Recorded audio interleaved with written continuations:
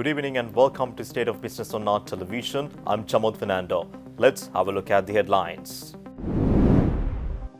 Parliament debates on defence and security budget.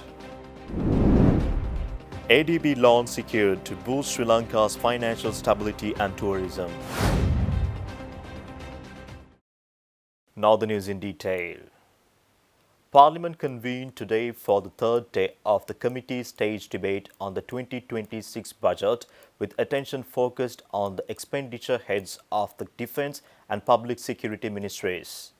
Minister Ananda Vijaypala addressed the House to outline his ministry's budgetary requirements and strategic priorities.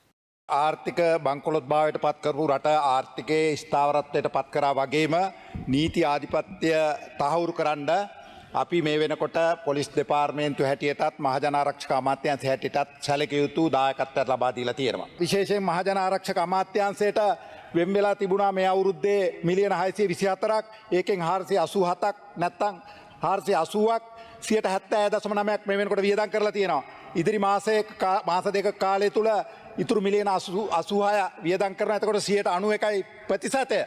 ඒ හින්දා අපි ගත්ත මුදල් සක්‍රිය ලෙස නැත්තම් පූර්ණ උපයෝජනයක් සහිතව යොදලා තියෙනවා. ඒ විතරක් නෙවෙයි පාර්ලිමේන්තු අංශයක් තියෙන අපේ අමාත්‍යාංශයේ පාර්ලිමේන්තු කටයුතු මිලියන 1370, ඒකෙන් 791ක් වියදම් කරලා තියෙනවා. 57.7ක් වියදම් කරලා තියෙනවා. මේ ඉදිරි මාස එකමාර තුල මිලියන 162 බිල් ගෙවපුවාම 70%ක ප්‍රගතියක් අත්පත් කරගෙන තියෙනවා. ඒ විතරක් නෙවෙයි රාජ්‍ය නොවන ලේකම් කාර්යාලයේ මිලියන 73ක් තිබ්බා. 57.8ක් වියදම් කරලා තියෙන 11.8ක් ඉදිරි මාසේ එකමාරේ වියදම් කරනවා. 95යි ප්‍රගතිය. The Deputy Minister of Defence Major General Aruna Jayasekara has outlined key initiatives being implemented under the ministry's 2030 development agenda during the ongoing budget debate. Major General Aruna detailed plans for military modernization and welfare programs for armed forces personnel. 2030 ප්‍රතිව්‍යුහගත කිරීම සම්බන්ධයෙන් විශේෂ කමිටුවක් අපි පත් කරනවා ගරු ජනාධිපතිතුමාගේ උපදෙස් මත. ඒ අනුව ඉදිරියේදී ඉදිරි වර්ෂ 5 ඇතුළත ත්‍රිවිධ හමුදා ප්‍රතිව්‍යුහගත කිරීම සම්බන්ධයෙන් විශේෂ අවධානයක් අපි යොමු කරලා තියෙනවා අපේ ජාතික අර්ශාව ආර්ථික සංවර්ධනයට අනුකූලව. ඒ වගේම ඉඩම් මුදවා හැරීමේදීත් අපි මේ වර්ෂයේ අපි අක්කර විශාල ප්‍රමාණයක් ඉඩම් උතුරු නැගෙනහිර මුදා හැරලත් තියෙනවා. තව මුදා හරින්නත් තියෙනවා. කිසිම රණවිරුවෙක්ට ගෙවන විශ්‍රාම වැටුපක් දීමනාවක් කොහෙත්ම අත්හිටවලා නැහැ.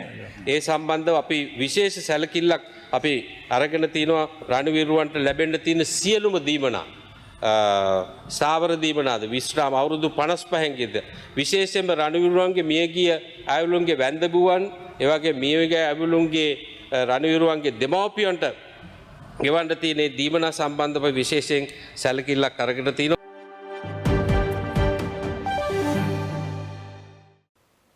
The government of Sri Lanka has signed agreements with the Asian Development Bank for financial assistance totaling $300 million. The loan agreements were formalized at the Treasury in Colombo yesterday, supporting key reforms in the financial sector, macroeconomic stability and tourism development. The funding comprises 3 equal tranches of $100 million each. The first component targets financial sector stability, aimed at strengthening the central bank's regulatory capacity and enhancing banking sector governance. The second portion supports microeconomic resilience and public financial management reforms, focusing on improving expenditure management and domestic revenue mobilization. The third $100 million is allocated for sustainable tourism development, with $70 million for policy reforms and $30 million for investment projects in Trincomalee and Dambulla to enhance tourism's carrying capacity and manage visitor congestion. The agreements were signed by Finance Ministry Secretary Dr. Harshana Surya Perumal and ADB Country Director Takafumi Kadono, marking a significant step in Sri Lanka's ongoing economic reform program.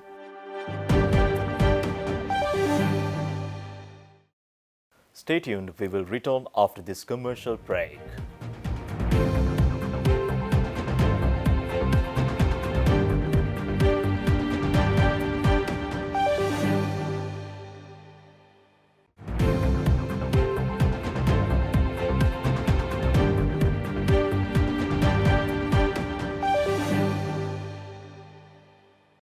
Welcome back.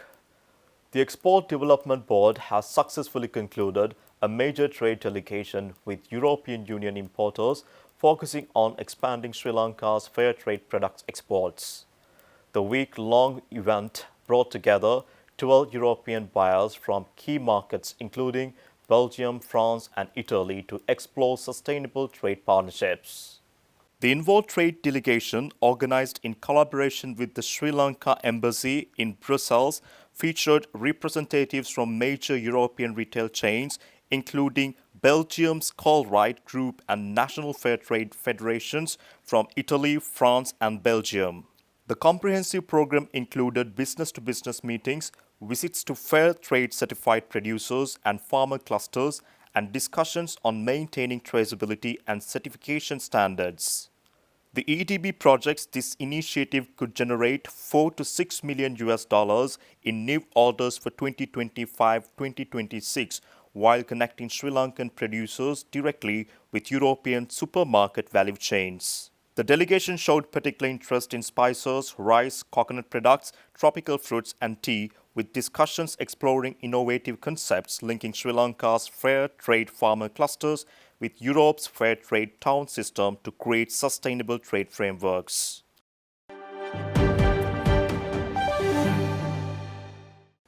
Sri Lanka's manufacturing and services sectors demonstrated robust expansion in October, according to the latest Purchasing Managers Index data. Both indices showed significant growth driven by festive season demand and improved economic conditions. The manufacturing PMI recorded a strong value of 61 points, indicating broad-based expansion across all sub-indices.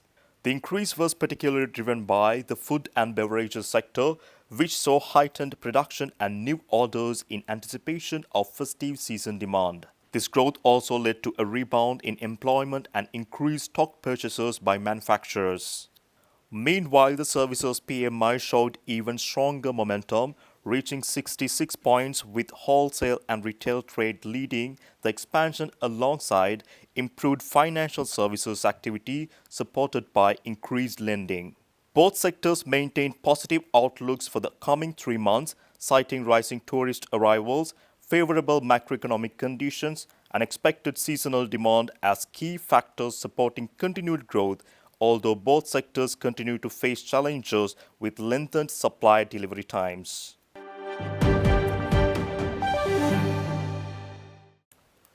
Sri Lanka's tea sector has recorded positive growth in production for the month of October compared to the same period last year.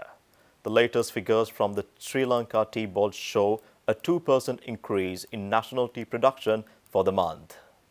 Total tea production for October reached 21,781,000 kilograms, marking an increase of nearly 500,000 kilograms compared to October 2024.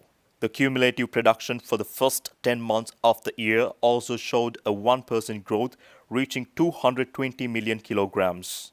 Low-grown tea continued to dominate production with over 14 million kilograms in October, while high-grown and medium-grown teas contributed approximately 3.8 million and 3.5 million kilograms respectively. Orthodox tea production remained the dominant category with over 19 million kilograms, while CTC and green tea also showed marginal increases. The sustained growth in production indicates stable conditions in the plantation sector despite global market challenges.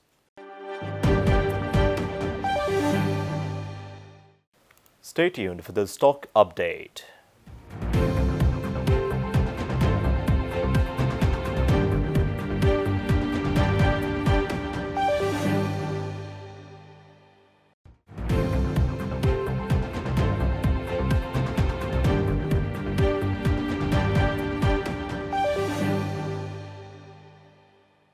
Trading at Colombo Stock Exchange ended on negative notes today.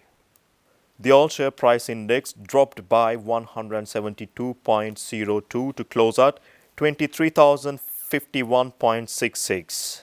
The S&P SL20 dropped by 33.46 to close at 6,376.54. The turnover was over 4.4 billion rupees and over 137 million shares were traded. Up next are Forex rates.